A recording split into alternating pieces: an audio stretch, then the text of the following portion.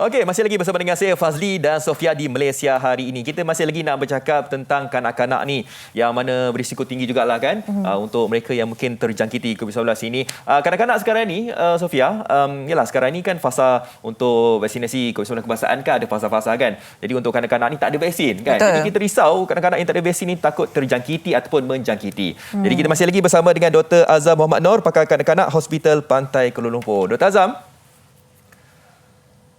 Okey, baik Dr. Azam, tadi saya dah pun memulakan dengan perkembangan vaksin ni. Vaksin ni tak ada diberikan kepada kanak-kanak kan. Jadi macam mana caranya untuk kita nak menjaga kanak-kanak ni, dikhawatiri kanak-kanak ni boleh terjangkiti dan juga menjangkiti orang lain yang mungkin berada di sekeliling kita. Tapi sebelum itu, kalau anda perhatikan di skrin anda ini, kita juga bersama dengan Syarizah Isdianto, salah seorang ibu tunggal yang menjaga 2 orang anaknya yang berisikolah COVID-19 ini. Okey, jadi doktor, berbalik pada soalan saya tadi doktor, bagaimana caranya? Kanak-kanak ni tak ada vaksin, tapi macam mana cara nak take care ataupun nak jaga kanak-kanak ni daripada terjangkiti ataupun menjangkiti orang lain ni? Sebenarnya agak kanak-kanak ni unik ya, kerana bila kita cakap kanak-kanak ni dia daripada umur lahir sehinggalah ke umur 16 tahun ke 17 tahun ya. So cara kita untuk mengawal penyakit ni berbeza mengikut umur kanak-kanak tersebut ya. Yeah. Katakanlah pada kanak-kanak yang dah lebih besar lah daripada 12 tahun ke atas ya. Again, apa yang kita perlu lakukan ialah untuk mengajar mereka mengenai berkenaan dengan SOP ya.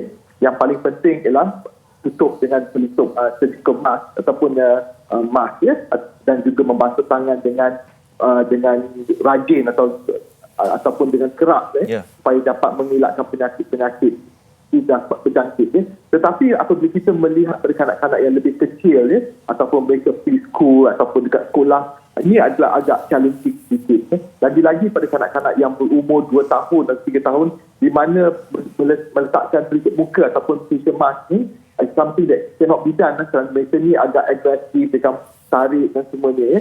So di sinilah yang kita perlu tengok di mana bagaimana kita dapat mengawal environment tersebut ya, di mana kemungkinan kalau katakan kita hantar kanak-kanak itu ke sekolah sastra ya, aktiviti dah satu mesti mengurangkan interaksi di antara satu kanak-kanak dan antara kanak-kanak yang lain. Kita hapuskan atau kita jangan benarkan sharing of equipment ataupun permainan daripada satu kanak-kanak ke satu kanak-kanak lain, ataupun mengadakan raidah yang di mana mereka berkumpul ya. Di sini masalah yang betul-betul penting. So SOP ataupun cara kawasan atau tata dilakukan adalah penting untuk mengelakkan penyakit tersebut bertular di antara kanak-kanak tersebut ya. Di sekolah pula mungkin online schooling system ataupun hybrid schooling system will be good ya. Di sini penting kerana dengan cara begini kita dapat mengurangkan interaksi kanak-kanak tersebut ya. Baik. Baik Dr. Azam. Kita sedia maklum memang cabaran untuk menjaga anak-anak ini ketika pandemik memang agak sukar, dan kita ingin dengarkan juga daripada Puan Shanizah sendiri, seorang ibu tunggal kepada 2 orang anak. Puan Shanizah, apa khabar? Assalamualaikum. Waalaikumsalam, khabar baik. Terima kasih meluangkan masa Puan Shanizah. Mungkin nak kongsikan bersama penonton kita ialah keadaan anak sebenar-benarnya untuk kita memahami situasi sebenar yang dihadapi oleh Puan. Silakan. Macam anak saya ni anak yang berisiko. So bila musim macam ni saya tak akan benarkan mereka keluar melainkan bila ada check up doktor saja, ataupun sebelum ni waktu sekolah lah. Selepas waktu sekolah tu cuma akan saya akan biarkan mereka di rumah saja. Aktiviti bermain ke apa ke semua di rumah. Baik. Okey, jadi tadi Puan Syarizah kata ialah bawa anak tu keluar andai kata kalau ada keperluan kan Sofia kan. Jadi misal kata kalau nak bawa jumpa doktor memang dah tak nak kena bawa juga kan.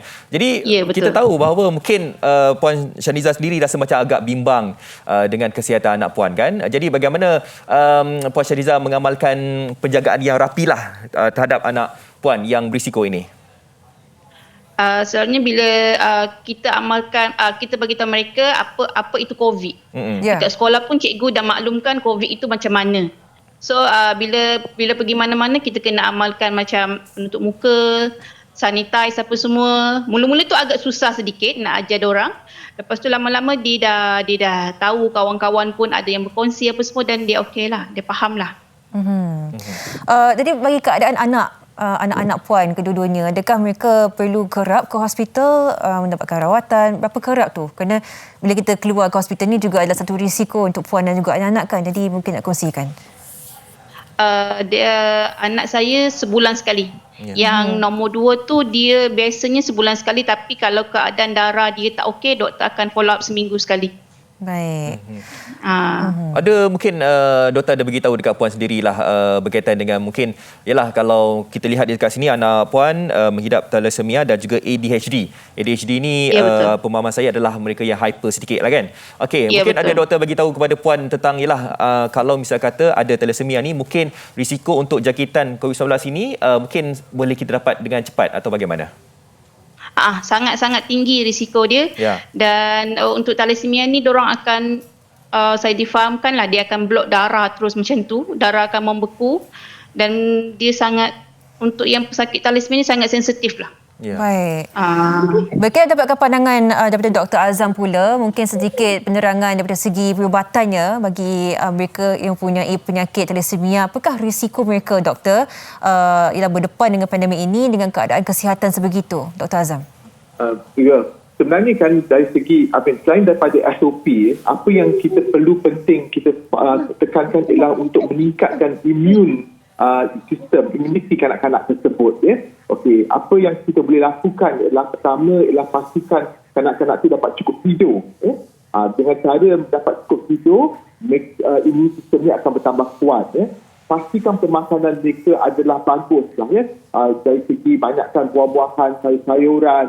Kerana sayuran ni banyak mengandung vitamin yang penting untuk meningkatkan imuniti kanak-kanak tersebut. Salah satu cara yang saya selalu tekankan juga adalah kegunaan vitamin untuk mendapatkan vitamin D untuk kanak-kanak ni. Kerana banyak kanak-kanak di negara Asia ataupun kecil kekurangan vitamin D. Dan cara yang paling mudah untuk mendapat vitamin D adalah melalui matahari. Jadi kalau kita boleh expose kanak-kanak tu pada matahari yang lewat pagi untuk beberapa minit supaya mereka mendapat vitamin D yang secukupnya dan kemungkinan ini dapat membantu meningkatkan lagi imuniti kanak-kanak tersebut. Baik. So, banyak perkara yang kita terlupa untuk meningkatkan imuniti kanak-kanak. Baik, tingkatkan imuniti kanak-kanak itu antara yang menjadi keperluan kita semua. Terima kasih kita ucapkan kepada doktor, dan sebelum itu kita nak dengarkan sedikit sebanyak pesanan lah Dr. Puan Shanizah sendiri. Sekarang ni berniaga, kena bekerja lebih sedikit untuk menampung bukan sahaja pembelanjaan tetapi juga kos perubatan bagi anak-anak. Bagaimana sekarang ni, Puan? Sekarang ni kita kena pandai rancang lah pembelanjaan apa yang dengan musim COVID semua ni. So macam saya sebagai pekerja dan peniaga part-time, saya sendiri pun banyak orang kata terjejas jugalah, sedikit sebanyak terjejas. Tapi kita kena tawakal lah, apa yang jadi tu mesti insya-Allah ada hikmah dia lah. Puan jual apa, Puan? Sorry? Puan jual apa? Saya peniaga nasi lemak, kadang kuih muih, macam itulah. Baik. Waktu PKP sekarang ni berniaga ke, Puan? Berniaga untuk order saja. Okey.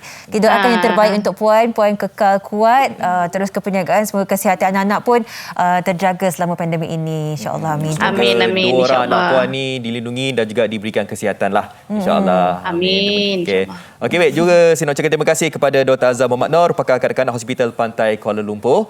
Okey, jadi kepada anda semua mungkin dah tahulah kan bagaimanakah caranya untuk kita nak memahami mungkin kanak-kanak kita ni, bagaimana caranya untuk kita nak educate ataupun nak mendidik anak-anak kita ni supaya mereka ni fahamlah tentang bahayanya COVID-19 ini. Betul. Kita kuatkan minda kita kuatkan minda anak-anak kita juga. Kita ucapkan terima kasih kepada Dr. Azam Muhammad Noor dan Puan Shanizah Izdianto kerana meluangkan masa. Kita akan berehat seketika.